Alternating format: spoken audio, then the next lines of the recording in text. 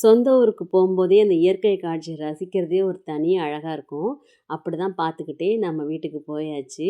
கேட்டெல்லாம் open பண்ணி பார்த்தாக்கா, உள்ள வந்து இந்த மாரி குரங்கு குட்டிங்க நல்லா விளையாண்டுக்கிட்டு ஹேப்பியா இருந்தாங்க. தென்னை மரத்தில இருக்க இளநியெல்லாம் பறித்து சாப்பிட்டுட்டு மிச்சத்த வச்சிருந்தாங்க. கோயிலுக்கு வேணுமேன்னு சொல்லிட்டு வச்சிருந்தாங்க போல இருக்கு. அப்புறம் நம்ம ஒரு ஆள் வர வச்சு, கோயிலுக்கு தேவையான இளநீ, தேங்காய்லாம் பறிச்சாச்சு. Welcome to Kavitha. எல்லாரும் சாரி எப்படிங்க இருக்கு? இதுதான் எங்கள் ஊர் ஆடி திருவிழாவுக்கு எடுத்த சாரி. என்னோட ஹஸ்பண்டோட செலெக்ஷன் இது. வெட்டிங் டேக்கு எடுத்துகிட்டு வந்தாங்கல்ல, அப்போவே வந்து திருவிழாவுக்கு சேர்த்து எடுத்துகிட்டு வந்திருந்தாங்க. அதான் இப்போது ஸ்டிச் பண்ணி போட்டிருக்கேன். நல்லா இருக்கா? எல்லாரும் கலர் கலராக புடவை கட்டினா மாதிரி நம்ம வீட்லேயும் கலர் கலராக லைட்லாம் போட்டிருந்தோம். சூப்பராக இருந்துச்சு பார்க்குறதுக்கே. கோயில் வீட்லேயும் அதே மாதிரி லைட்லாம் போட்டிருந்தாங்க. திருவிழானாலே அப்படி தானேங்க, எவ்வளோ சூப்பராக இருக்குது பாருங்களேன். அதை பார்க்கும்போதே நம்மளுக்கு அவ்வளோ ஒரு சந்தோஷமாக இருக்கும்.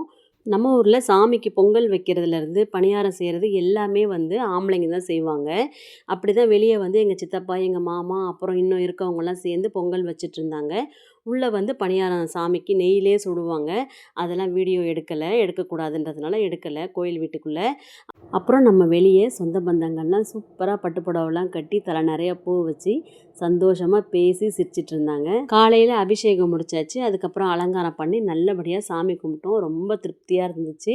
அதுக்கப்புறம் என்னங்க, நம்ம கோயில் வீட்டு சாப்பாடு தான், சாமியோட பிரசாதம் சாப்பிட்டோம். எல்லாமே சூப்பராக வந்துருந்துச்சு. ரொம்ப டேஸ்ட்டாக இருந்தது. கூட்டம் அதிகமாக இருந்ததுனால எல்லாரும் ஒன்றா உட்காந்து சாப்பிட முடியல.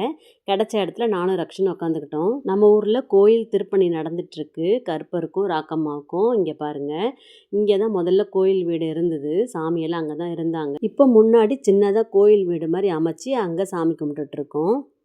3வது ஆடி வெள்ளி ரொம்ப சிறப்பாக முடிஞ்சிருச்சு. நம்ம ஊர் திண்ணை பாருங்கள். இந்த கோயில் வந்து கட்டுறதுக்கு முன்னாடி இங்கே தான் திண்ணையில் வந்து எல்லோரும் உட்காருவோம். இந்த வேப்ப மரத்தை ஒட்டின மாதிரி திண்ணை பயங்கர ஹைட்டாக இருக்கும். இப்போ சின்னதாகிடுச்சு.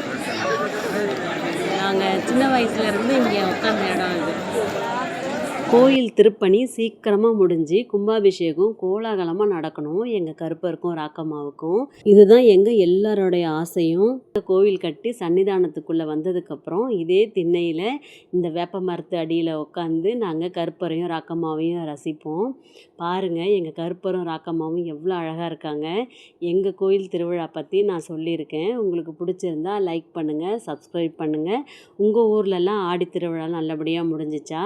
ஓகே, பாய். நெக்ஸ்ட் வீடியோவில் பார்க்கலாம்.